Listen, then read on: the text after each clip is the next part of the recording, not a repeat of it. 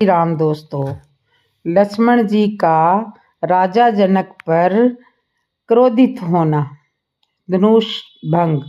जानिए, गुरु विश्वामित्र के साथ दोनों भाई जनकपुर के जनक जी द्वारा बनाए गए यज्ञ मंडप में पहुंचे। जनक जी ने गुरु जी सहित दोनों भाइयों को ऊंचे सिंहासन पर बैठाया।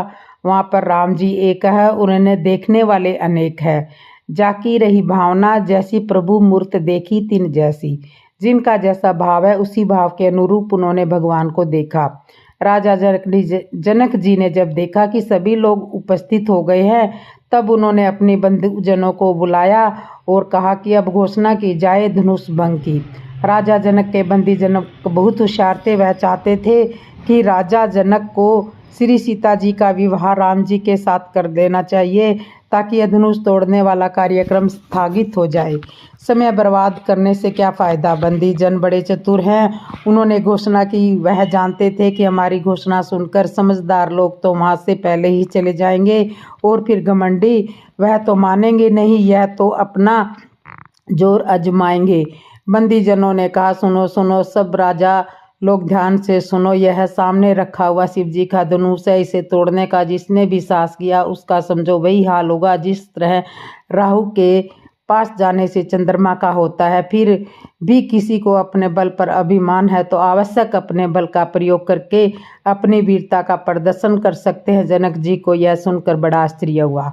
उन्होंने बंधुजनों को कहा कि क्या मैंने आपको इसी तरह घोषणा करने के लिए कहा है। बंदीजनों ने कहा, ठहरिए महाराज, हम वही कह रहे हैं जो आपने कहा है, थोड़ा धैर्य रखिए। फिर बंदीजनों ने कहा, यह भगवान शिव जी का धनुष है। इसे जो भी महाबली योद्धा तोड़ सकेगा उसका विवाह श्री जानकी जी के साथ किया जाएगा। बंधुजनों की घोषणा सुनकर कुछ लोग तो समझदार थे, वो वहां से खिसक गए। रावण बाणासुर जैसे योद्धा भी वहां से चले गए। उन्होंने धनुष को छूने का प्रयास नहीं किया कि ऐसा रामायण में विदित है। किंतु कुछ अभिमानी राजा थे जिन्हें अपनी भुजाओं के बल पर अभिमान था। वह कहने लगे, हम आवश्यक धनुष तोड़ेंगे, हमारी दोनों भुजाओं में बहुत बल है।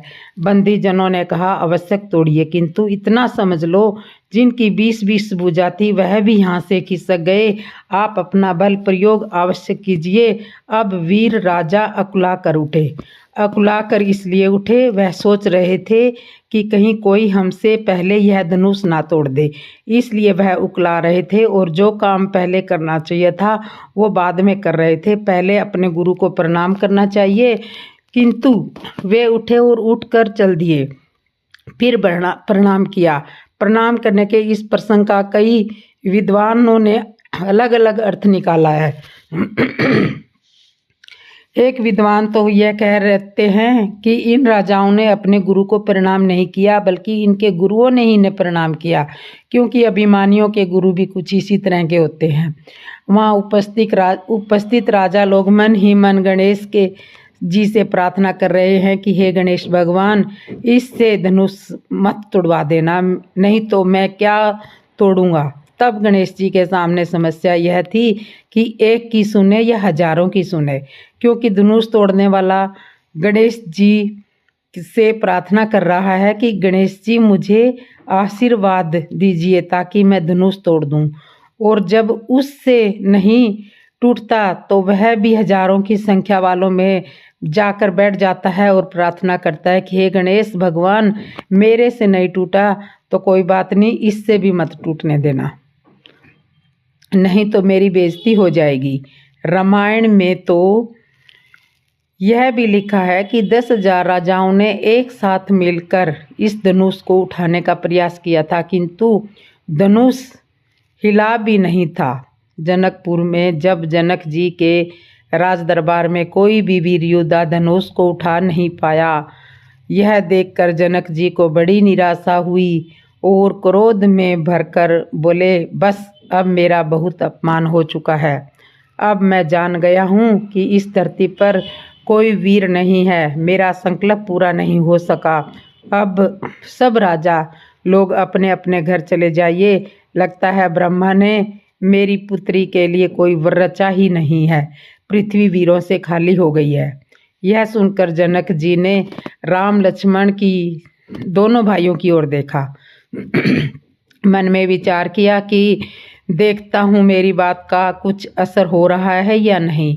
इतना सुनने के पश्चात लक्ष्मण जी को क्रोध आ गया, किंतु बड़ी अद्भुत बात है कि क्रोध में भी लक्ष्मण जी और भगवान श्री के चरणों में प्रणाम किया। क्रोध में भी लक्ष्मण जी उठे और भगवान के चरणों में प्रणाम किया। आज ऐसा कौन है जो क्रोध आने पर वह यह कहे कि रुको, अभी मैं भगवान को प्रणाम करके आता हूँ, फिर कुछ बोलूँगा। किंतु लक्ष्मण जी क्रोध आने के पश्चात भी भगवान के चरणों का स्मरण करना नहीं भूले। इतना आवश्यक है, कोई कितना भी संस्कारी हो, यदि क्रोध के वश में हो गया तो क्रोध उससे आवश्यक कुछ ना कुछ भूल करवाएगा। लक्ष्मण जी से भी भूल हुई है। राजा जनक को सीधे जनक कहकर संबोधित किया। शिष्टाचार भूल गए, कहने लगे इससे अधिक मत बोलना राजा जनक। यहाँ रघुवंश शिरोमणि प्रभु श्री राम उपस्थित हो, वहाँ ऐसा बोलने का कोई साहस नहीं कर सकता कि पृथ्वी वीरों से खाली है। चाहूँ तो मैं इस धनुष को क्या पूरे ब्रह्मांड को गेंद की तरह उठा सकता हूँ। लक्ष्मण जी का इस तरह का क्रोध देखकर राजा लोग डरने लगे, कांपने लगे। कोई एक से एक तो कहने लगा अब हमारा क्या होगा, यह तो पूरा ब्रह्मांड ही उठाने की बात कर रहा है। पास में बैठा हुआ दूसरा राजा कहने लगा इसमें डरने की क्या बात है, ब्रह्मांड उठाएगा तो हम भी उठ जाएंगे और फिर जैसे ही नीचे लाएगा तब हम नीचे आ जाएंगे, इसमें डरने की क्या बात है। वह बोला वह नीचे लाने की बात नहीं कर रहा है, वह कह रहा है कि कच्चे घड़े की तरह फोड़ दूंगा। यह तो डरने की बात है ना। इस तरह राज दरबार में खुसर पुसर होने लगती है। गुरु विश्वामित्र जी ने लक्ष्मण की ओर देखा। लक्ष्मण जी ने कहा गुरुदेव मैं बोलूँगा। श्री राम रघुवंश मणि है और मैं फणी हूँ। जब कोई मणि की ओर उंगली उठाए तो फणी कैसे चुपचाप बैठ सकता है। धन्य है लक्ष्मण जी की प्रभु राम जी के प्रति श्रद्धा, और यह होनी भी चाहिए। यदि कोई हमारे रघुवंश शिरोमणि श्री राम जी के प्रति कुछ अपशब्द कहे, कायर कहे, तो हमारा कर्तव्य है कि उनका पक्ष लेना भी चाहिए, आवश्यक है। गुरुदेव ने जैसे ही लक्ष्मण जी को बैठने का संकेत किया तब लक्ष्मण जी शीश झुकाते हुए चुपचाप राम जी के बगल में बैठ गए और गुरु विश्वामित्र से सुअवसर जानकर राम जी की ओर संकेत करते हुए कहा उठो राम, धनुष टूटने का समय आ चुका है। राम जी ने गुरुदेव के चरणों में प्रणाम किया और सहज रूप से धीरे धीरे धनुष की ओर जाने लगे। इतने में जाने लगे, उधर सीता माता गणेश जी से प्रार्थना कर रही है, हे भगवान श्री गणेश थोड़ा इस धनुष का वजन कम कर दीजिए ताकि प्रभु श्री राम इसे उठा सके। गणेश जी भी मन ही मन सोच रहे हैं कि हमें वजन कम करने का कह रही है, हमारा ही कौन सा वजन कम थोड़ी ना है। और फिर यदि मैं इस धनुष का वजन कम कर भी दूंगा तो इसको खाली स्थान रिक्त वजन को रखूंगा कहाँ। सीता जी मन ही मन कह रही है इन राजाओं के ऊपर रख देना, यह ज़्यादा उठक बैठक कर रहे हैं, इन पर थोड़ा वजन पड़ जाएगा तो ये कम से कम चुप तो बैठ जाएंगे। और आप तो वजन कम करने की कला को जानते हो, तभी तो एक जरा सा चूहा आपका भार सहने में सक्षम है। विद्वान लोग कहते हैं हमारे सनातन धर्म में बड़ा उसे माना जाता है जिसका वजन छोटे से छोटा व्यक्ति उठा सके। इसी कारण गणेश जी प्रथम पूज्य है। इस तरह राम जी धनुष के समीप आए। सभी लोग बड़ी बेचैनी से राम जी की ओर देख रहे हैं। तभी राम जी ने धनुष को तोड़ दिया।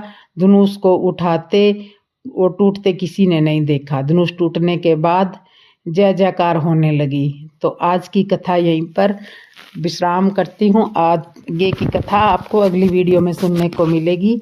जय श्री राम दोस्तों।